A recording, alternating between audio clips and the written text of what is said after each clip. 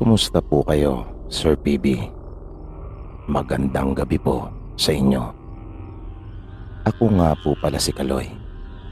Isa rin po ako sa masugid niyong tagapakinig. May 2 taon na rin po akong nakasubaybay sa inyong mga kwento. Naisip kong ibahagi ang kwentong ito dahil baka kahit paano ay may mapulot na kaalaman yung inyo pong mga tagapakinig. Bali ito po ay totoong nangyari. Karanasan po ito mismo ng lolo Karding ko. Ipinanganak po at lumaki si Lolo Karding sa probinsya. Doon na rin ito nakapangasawa at nagkapamilya. Halos buong buhay niya ay namalagi lang siya sa probinsya nila. Pero nung binata pa lang ito ay nagkaroon ng hindi makakalimutang karanasan pagdating sa mga aswang. Si Lolo Karding po kasi ay mahilig gumawa ng mga tinatawag na kisiw. Ang sinasabing kisiw po sa kanila ay bitag sa Tagalog. Ito ang kanyang pinakalibangan. Kilala siya sa kanilang baryo pagdating sa paggawa ng mga bitag. Mahusay siya at maabilidad pagdating sa panguhuli ng mga may ilap na hayop tulad ng garong at talo. Yung garong po sa kanila ay musang at yung halo naman na tinatawag ay yung bayawak. Wala talagang makatalo noon kay Lolo Karding pagdating sa panguhuli gamit ang bitag. Kaya napagkakakitaan niya madalas ang abilidad niyang ito. Dahil gustong gusto ng mga manginginom sa kanila na pulutanin ang bayawak at musang. Ganun na rin ang mga sawa. Nung mga panahong iyon kasi ay hindi pa masyadong mahigpit. At marami pa talaga ang mga ganitong uri ng hayop sa mga kagubatan doon sa kanilang probinsya.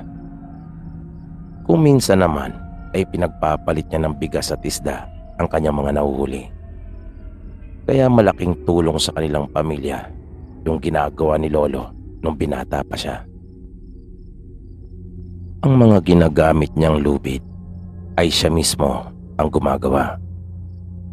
At pinapahiran niya ang mga ito ng uling nang upang sa ganon ay humalo sa kulay ng kalikasan.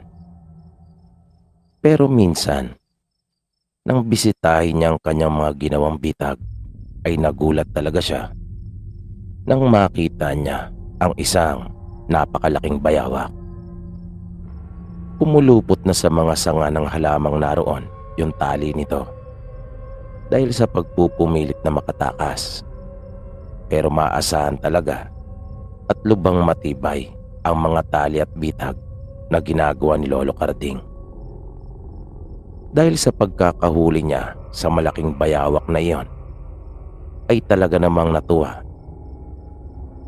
ang nooy binatang si Lolo Karding. Iyon na yata ang pinakamalaking bayawak na nahuli doon sa kanilang lugar, na para na iyong isang maliit na buhaya. Mabilis na kumalat ang balita tungkol sa nahuli niyang bayawak, kung kaya marami ang nakiusyoso. Marami din ang nagbalak na bumili upang matikman ang karne noon. Pero tumanggi si Lolo Karding pagkat nais niya munang alagaan ito at panatilihin muna sa kanilang bahay. Kahit ang mga taga roon sa karatig baryo nila ay talaga nagpupunta sa kanilang bahay at sinasadya siya para makita yung nasabing bayawak. Hanggang isang araw ay may biglang dumating na lalaki sa bahay nila. Isa itong malaking tao at halatang may sinasabi sa buhay. At may kasama pa itong isang alalay. Una nitong nakausap ang kanilang ina at hinahanap siya. At nang makaharap na niya ito, ay agad na sinabi ang kanyang pakay. Bungad pa niya, kanya raw napag-alaman ang ukol sa nahuli niyang malaking bayawak at nais niya ito makita. Na hindi naman ipinagkait ni Carding ang kahilingan nito. Ngunit nang makita na nung lalaki yung bayawak, ay agad na nagbanggit ito ng presyo at nais daw niya itong bilhin. Na hindi kaagad nakasagot si Carding pagkat medyo nabigla siya. Dahil hindi biro ang nasabing halaga na iniaalok sa kanya ng mayamang lalaki.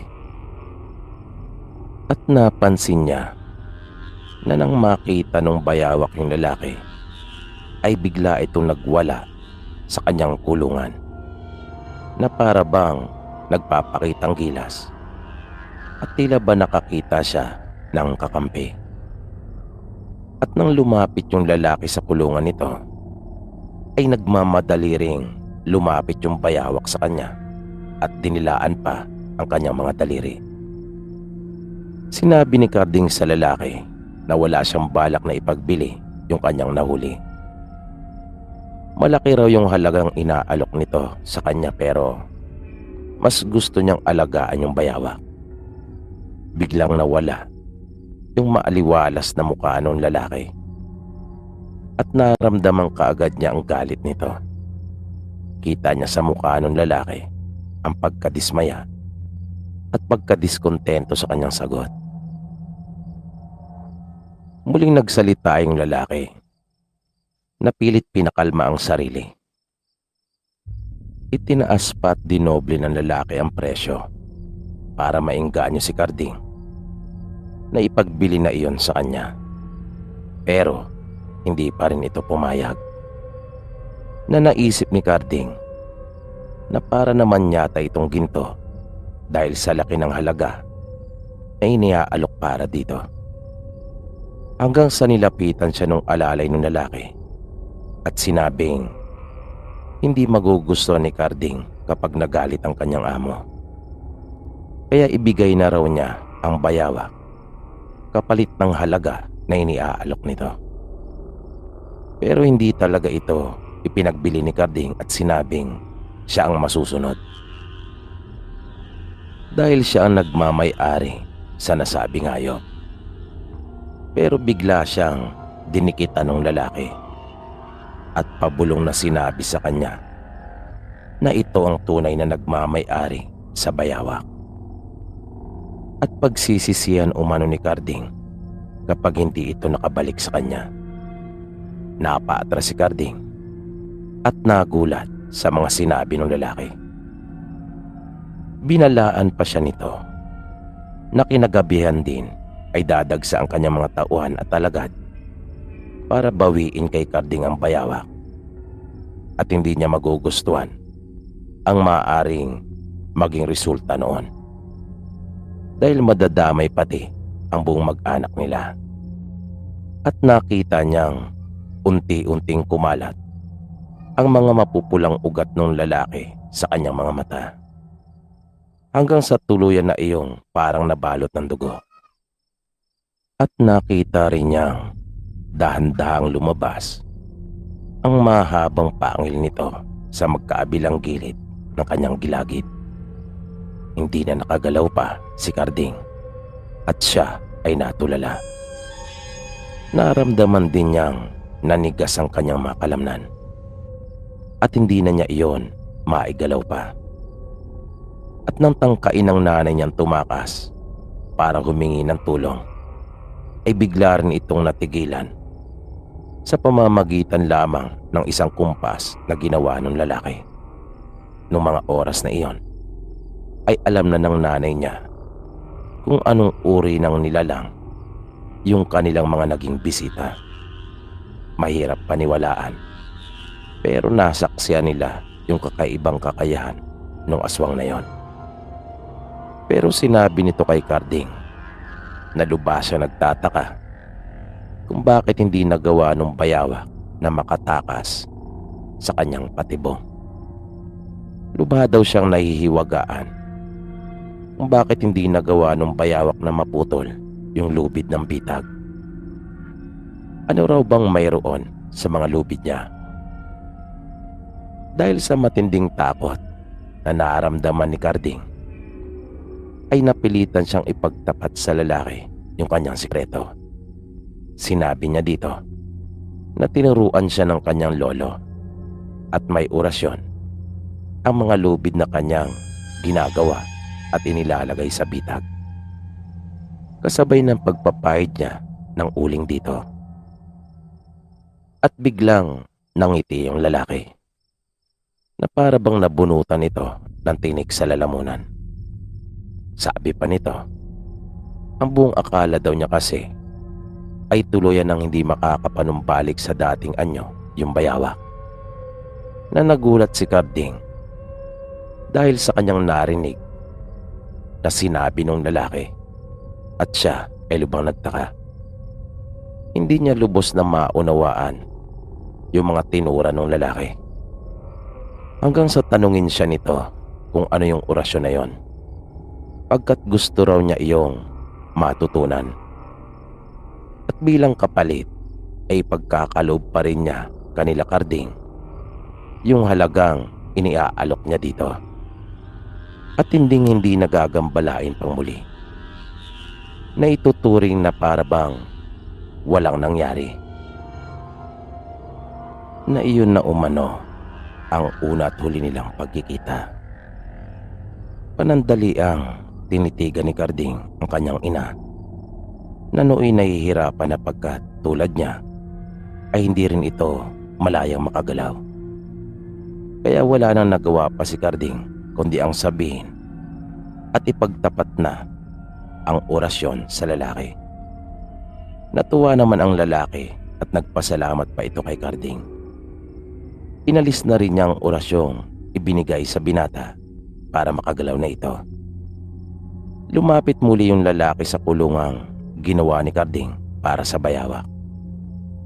At nang lumapit sa kanyang bayawak, ay kanyang pinalapit naman si Carding para bigkasin ang orasyon na ginagamit sa pagkakalag ng mga nauhuli niyang hayop.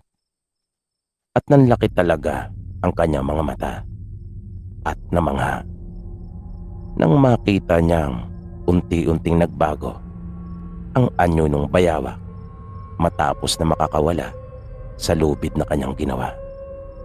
Maya-maya ay naagaw naman ang kanyang atensyon dahil sa malapad na kumot at damit na dala ng alalay ng lalaki nang kanya na itong ilabas mula sa lalagyan. At nakita ni Carding ang isang napakagandang babae na walang saplot. Naging babae yung bayawak at iniabot na nung alala yung kumot at mga damit nito para mabihisa na ang hubad niyang katawan. Asawa pala ito ng lalaki at doon na naunawaan ni Carding kung bakit gano'n lang kasi di ang pagnanais nitong maibalik sa kanya yung bayawak.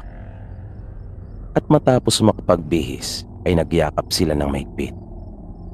Humingi naman ng paumanin si Carding sa pagkakahuli niya sa babae, pero mabait naman itong tumugon at sinabing wala siyang kasalanan.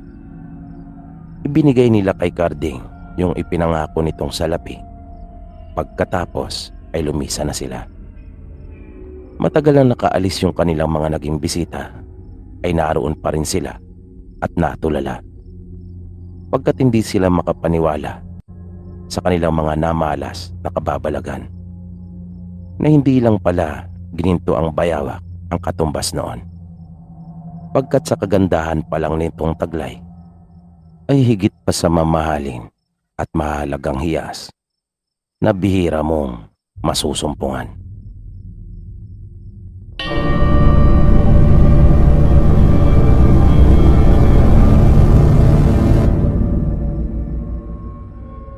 Magandang gabi po sa iyo, Sir PB. Itago mo na lang po ako sa pangalang Marvin. Medyo maselan po itong kukwento ko sa inyo. Naranasan ko ito dahil sa natukso ako at pinagsisihan ko ang lahat ng yon. Ito po ay nangyari maraming taon na rin ang nakalipas. Naganap po ito doon sa baryo namin na hindi ko na lang po babanggitin ang pangalan dahil totoo pong pangyayari ito. Binata pa ako nang ito po'y maganap. 19 anyos pa lang. Nang minsan pong pauwi ako mula sa pakikiani sa kabilang bayan, ay nagtaka ako nang makita ko yung kanayo namin na dalaga. Tawagin na lang po natin siya sa pangalang Marie. Maganda po si Marie. At marami talagang nagkakagusto at nagbabalak na manligaw dito. Madadaanan yung bahay nila bago yung sa amin. At mayroong batis na tatawirin. Malapit sa batis yung bahay nila. Kaya isang hapon, nang pauwi nga po ako sa amin, ay nagtaka ako nang makita ko siya na naroon sa batis at parang katatapos lang maligo. Nagtaka ako dahil noon ko lang siya nakitang naligo doon sa batis. Ang alam ko kasi ay nag-iigib sila at doon sa banyo nila naliligo. At ang ikinagulat ko pa, nang patawid na ako sa batis, ay bigla pa itong nagubad. At nakita ko yung makinis at maputing katawan nito. Kaya mabilis ako nagtago. Sinamantala ko na yung pambihirang pagkakataon na yon. At nanatili pa siya doon ng ilang sandali.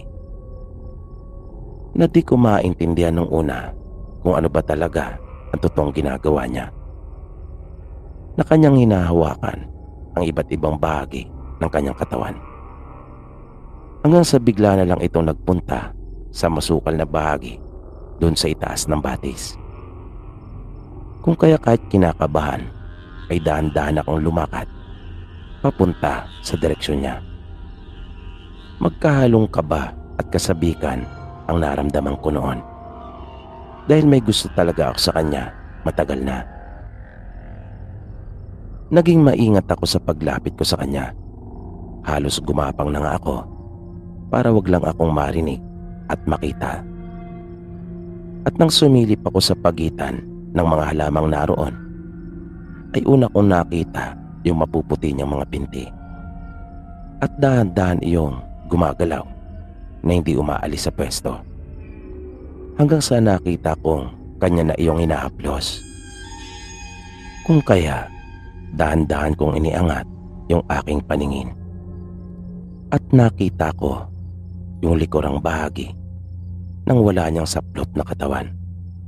Biglang nag-init ang aking pakiramdam. At nagangad akong makita yung mas mahalagang parte pa ng katawan niya. Pero nang lilipat na ako ng pesto, ay napansin kong parang namimilipit na siya. Kaya kinabahan ako na baka kung ano na ang nangyayari dito at ako pa ang mapagbintangan. Kaya naisip kong umalis na mula doon. Pero biglang naagaw naman yung atensyon ko nang makarinig ako ng kakaibang tunog sa kung saan siya nakahiga at namimilipit. Kung kaya, napalingon ako doon at muling sumilip para alamin kung ano na ba ang nangyayari sa kanya.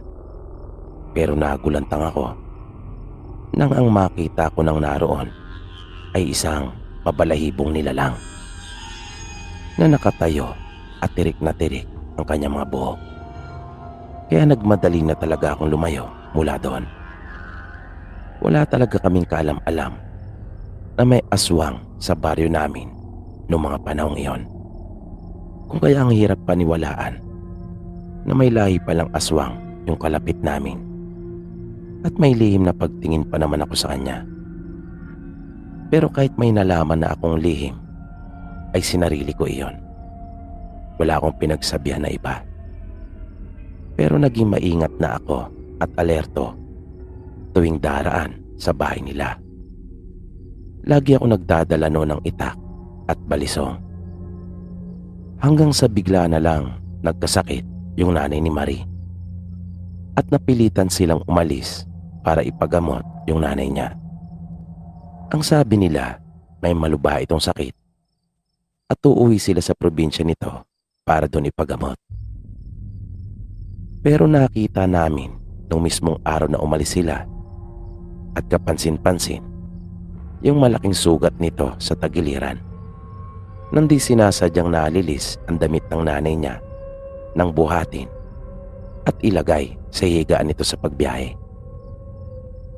At makaraan lang ang halos 1 linggo mula nang umalis sila Marie, ay pumutok naman ang balita na may isang mag-anak sa kabilang bayan na ginubat ng aswang. Pinasok umano ang bahay nito, ngunit sa kabutihang palad ay nagawa ng may pagtanggol ng lalaki ang kanyang pamilya at nabaril pangaraw nito yung aswang. At doon ko naisip na marahil ay nanay yun ni Marie, na kaya pala wala kaming nababalitaan tungkol sa aswang sa mismong baryo namin, ay dahil sa ibang bayan sila dumadayo para umatake.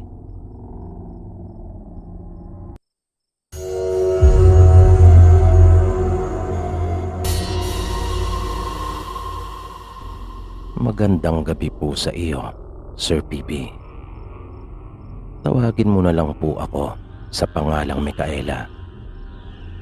Palagi din po akong nakikinig ng inyo pong mga kwento. At masasabi kong may katotohanan nga rin yung mga sinasabi ng iba mong sender. Pero yung iba ay mukhang katang-isip lang at bunga ng kanilang malilikot na imahinasyon.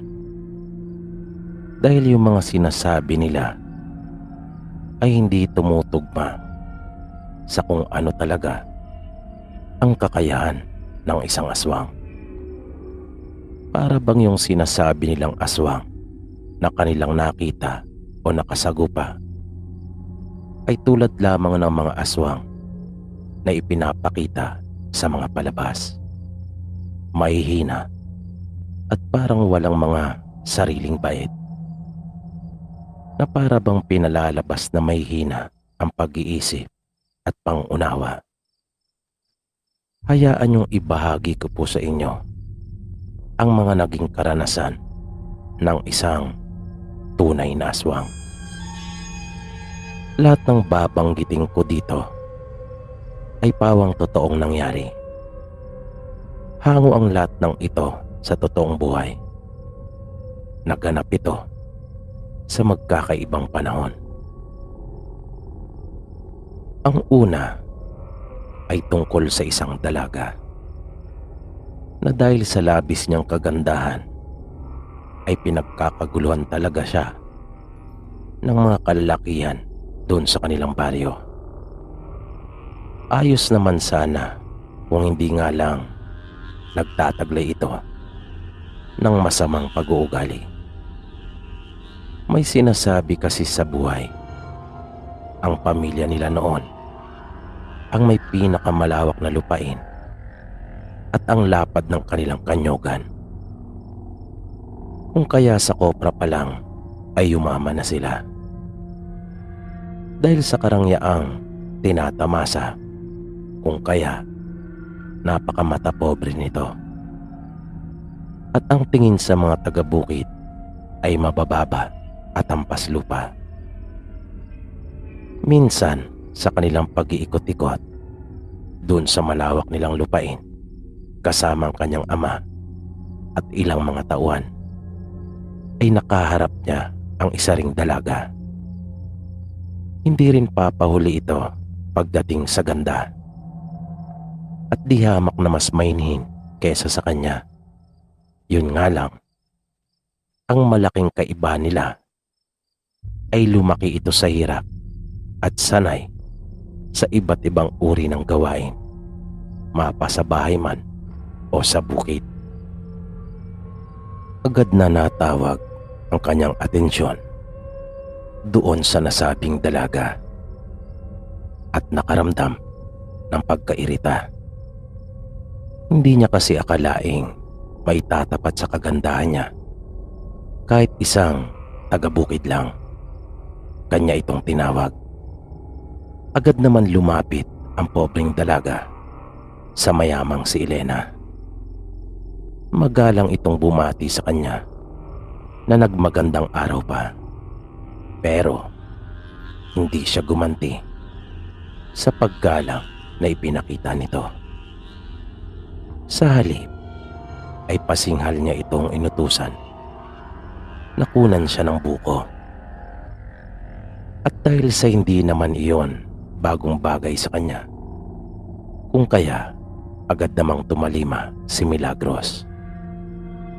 Dinampot niya ang itak na kanyang inilagay sa paanan ng isang puno ng nyog at isinukbit. Nagmamadali niyang inakyat ang puno upang hindi matagal na maghintay sa kanya ang senyorita.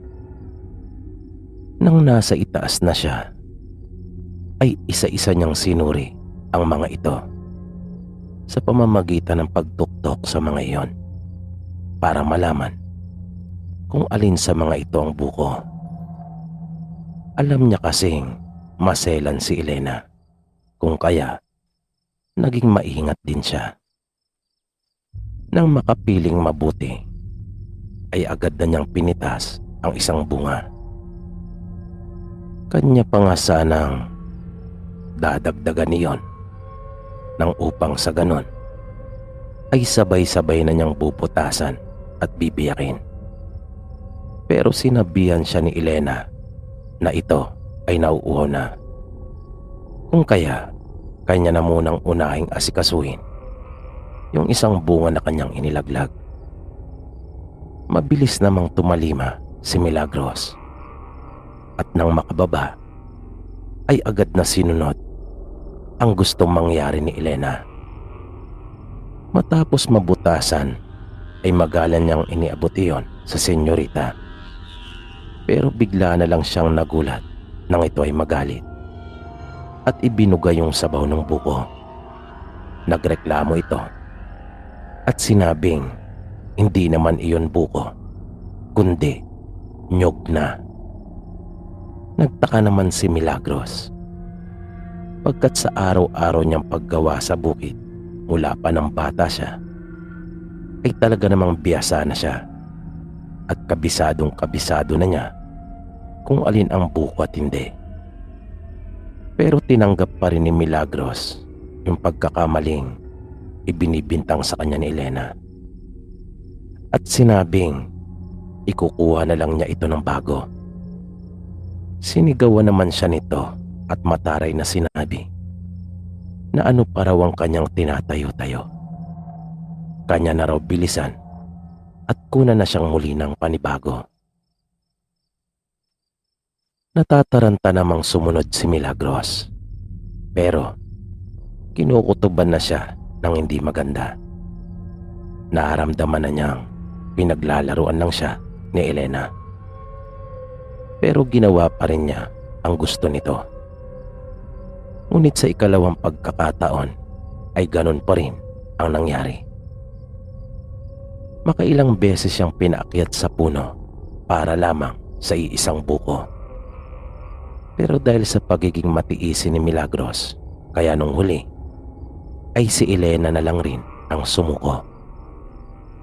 Pero may ginawa itong hindi maganda na lahat nga ng mga taga-bukid na naroon ay hindi talaga nila iyon nagustuhan.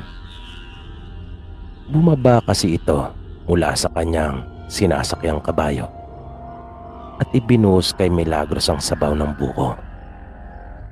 At pinagsalitaan pa siya nito ng hindi maganda na makailang ulit na nilait ang kanyang pagkatao. Sinabihan siya nito ng mangmang at walang pinag-aralan. Kung kaya raw simpleng utos lamang ay hindi niya magawa. At dahil sa mababaw ang luha ng dalaga at hindi sanay na mapagsabihan ng mga ganong uri ng pananalita, ay lumuluha itong humingi ng tawad kay Elena. Pero puro bulyaw pa ang kanyang inabot mula dito. Pero dahil sa ginawang iyon ni Elena, kung kaya, hindi na nagdalawang isip pa yung mga malilikot na matang nakatunghay sa kanya. At sinabi nito sa kanyang sarili na kay Elena ang sandaling iyon, pero sa akin ka mamayang gabi. At kinagabihan nga rin mismo ay nalagot ang hininga ni Elena. At hindi simple ang sinapit nito, dahil pinagluray-luray ang kanyang katawan, na kahit nga ang kanyang mga magulang mismo ay halos hindi siya nakilala. Sa isang iglap ay naglahong parang bula hindi lamang yung kanyang ganda, kundi pati na rin ang buhay niya. Wala rin ang halos lahat ng kanyang mga lamang loob. At ang gumawa ng nakakakilabot na pagpaslang na iyon ay walang iba kundi isang aswang. Isang aswang na palihim na binabantayan ang bawat galaw ng lahat ng taong nakapalibot sa kanya, na kapag nagsisimula ng kumalat ang dilim ay nag-uumpisa na rin itong maglaway dahil sa matinding pananabik sa sariwang dugo at laman, lalong-lalo na ng mga taong may maiitim na buti. Siya ang uri ng aswang na iba yung sarap sa pakiramdam ang kanyang nararamdaman sa tuwing makakakain ng sariwang laman ng isang taong tampalasan. At nararamdaman niyang nadaragdagan ang kanyang lakas sa tuwing nakakakain siya ng karne ng isang taong masama, na sa tuwing lumalabas na siya ng kanyang bahay para maghanap ng kanyang mabibiktima ay wala nang makapipigil pa sa kanya, dahil kahit ang taong may pinakamatalas na pakiramdam ay hindi siya namamalayan. At ang gabi ay napakalaking bentaha para sa kanya, dahil mabilis niyang nagagawang maglaho sa paningininuman. At sa angkin niyang bilis ay para lang siyang sumasabay sa simoy ng hangin. May taglay rin siyang kakaibang lakas. May matatalas na mga ngipin at kuko. Napakatalas rin ng kanyang pakiramdam dahil sa kanyang kakaiba at pambihirang mga mata, pandinig at pangamoy. Ngunit higit sa mga ito, ang pinakamatibay niyang sandata ay yung kanyang angking ganda, na marami talaga ang nabibigani. Idagdag pa ang kanyang husay sa pag-arte, na kanyang napapaniwalang lahat ng mga tao, pagkat napakadali para sa kanya ang magkunwang api, dahil naranasan na niya ito sa maraming pagkakataon. At mabilis din niyang napapalabas ang kanyang mga luha sa mapupungay niyang mga mata. Yan ang ilan sa mga kakayahan ni Milagros. Kaya kung bakit din napakahirap siyang maging kalaban, at iyan din mismo ang dahilan kung bakit mahirap maipanalo ang laban kontra sa kanya. Bukod sa mga yan, ay mayroon pa siyang mga kakayahang hindi kayang maabot ng limitadong kaisipan ng mga karaniwang tao, tulad ng mabilisang pagpapalit ng anyo, na hindi lamang hayop ang kaya niyang gayahin, kundi lahat ng nasa kanyang paligid, kahit mga tao. Kaya rin niyang maglaho sa isang kisap mata at marami pang iba. Kung kaya nga nabuhay siya ng napakahabang panahon. Matapos ang mapait na sinapit ni Elena sa mga kamay ni Milagros, ay agad na siyang umalis sa kanyang tinitirahan, at siya ay ng ibang bayan. Pagkat hindi pa siya tapos, nagsisimula pa lang. At gamit ang kanyang ganda at husay sa pakikipagkapwa, ay hindi siya nahihirapang magkaroon ng matitirahan. Madalas ay pinapatira siya at ipinapagamit ng mga nakikilala niya ang kanilang mga lupa. At sa lugar kung saan siya naroon, ay pinapakiramdaman niyang mabuti at sinusuri ang mga tao. Dahil pinipili niya kung sino ang kanyang binibiktima. At iyon ay yung pinakamasama sa lugar na yon. At ang nanalo sa bago niyang nilipatang lugar na magkakamit ng isang mapait na kamatayan ay yung bumibili ng kopra. Wala nang sasama pa dito pagdating sa pagkagahaman sa pera at lupa. Pinupwersa niyang isanla sa kanya ang lupa ng mga pobreng tao sa kanilang lugar. At kapag hindi makabayad sa tamang oras, ay agad na niya itong iniilit. Gamit ang mga amuyong niyang manang-mana sa kanya, napapatay ng tao para lamang sa kaunting salapi na kanyang ibinibigay. At hindi lamang ito sakim sa pera. Mas matindi din pala ang pagkahayok nito sa laman, na naging madali naman para kay Milagros ang lahat dahil doon. Pagkat iyon na rin mismo ang ginamit niya para makalapit siya kay Mang Cesar. Na nang makita siya nito ay halos lumuwa ang kanyang mga mata. At napansin ni Milagros na bumukol na kaagad ang harapan nito. Bagay na lihim naman niyang ikinatuwa, dahil iyon mismo ang papatay sa kanya. Naisip niya na nangingiti siya sa sobrang tuwa. At hindi pala talaga ito marunong ng mabuting pakikipag-usap, na ang lahat ay kanyang idinaraan talaga sa dahas at pwersahan, na para bang mas naliligayahan siya sa ganong paraan. Mabilis na naunawaan ni Milagros at tulad ng dati, ginamitan niya ito ng kanyang pamatay na pag-arte. Nagpanggap siyang mahina at tapi. Nagmakaawa siya kay Mang Cesar na wag nang ituloy ang masamang balak nito. Pero tulad ng kanyang inaasahan, ay nauwi lang yung mga pakiusap niya sa isang taong tila walang pandinig. At lalo pa nga nitong pinagbuti yung kanyang masamang ginagawa. Dahil parang isang magandang awitin kay Mang Cesar ang pagmamakaawa ng tao. At nang mangyayari na ang hindi dapat, ay inumpisahan na rin ni Milagros yung dapat niyang gawin. Pero kanya muna itong pinaglaruan. Binaliw niya muna ito sa sobrang takot. Biglang napasigaw si Mang Cesar nang makita niyang nakakubabaw siya sa isa niyang tauhan. Takang-taka ito kung paanong nangyari iyon. At kanyang hinanap si Milagros sa loob ng maliit na silid na yon.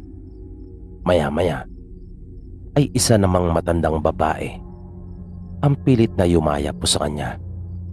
Pero pilit itong umiiwas at tila badiring-diri na siya ay mahawakan. Hanggang sa halos mapatid na ang litid nito sa lalamunan dahil sa matindi niyang pagsigaw. Nang ang kanyang makita naman ay hindi na tao, kundi isa ng mabangis na aswang. At matindi itong naglalaway. Panay ang sigaw nito ng aswang, pero walang anumang naririnig ang kanyang mga kasama na nasa labas ng maliit na bahay na iyon ni Milagros, na masaya pa silang nagkukwentuhan at tila naiinggit sa kanilang amo. Pagkatambong akala nila ay nasa ituktok na ito ng Gloria. Pero ang hindi nila alam ay kasalukuyan na palang nasa kalagitnaan ng impyerno dahil sa tindi ng ginagawa ni Milagros sa kanya.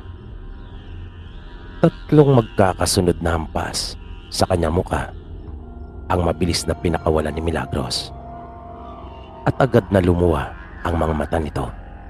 Natapyas din ang kanyang ilong at mabilis na naligo sa sarili niyang dugo.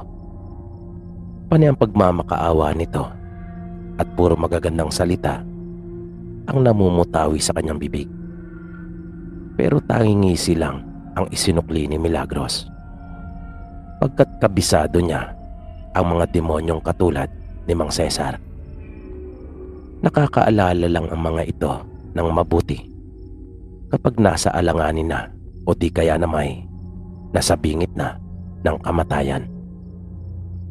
Ibinuwelo niya ang isang kamay at tinapos na niyang paghihirap nito nang bumaon iyon hanggang braso at tumagos pa hanggang sa papag ang kanyang kamay. Nahawak-hawak na ang puso ni Mang Cesar. Sabik na sabik niyang iniangat iyon at pagkatapos pagmasdang sandali ng may kaaliwan ay kanya na iyong nilantakan. Ilang minuto pa ang lumipas at nakarinig na siya ng mga pagkatok doon sa may pintuan. Kaya mabilis na siyang umusal at biglang naglaho. Ilang metro mula sa kanyang maliit na bahay ay kanya silang pinagmasdan.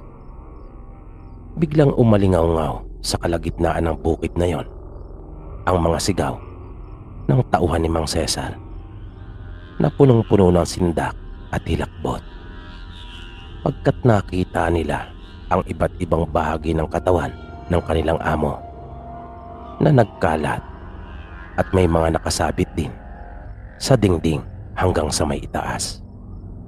Oras na para lumipat na naman ng bagong tirahan, pagkat marami pang masasamang tao ang sa akin ay naghihintay.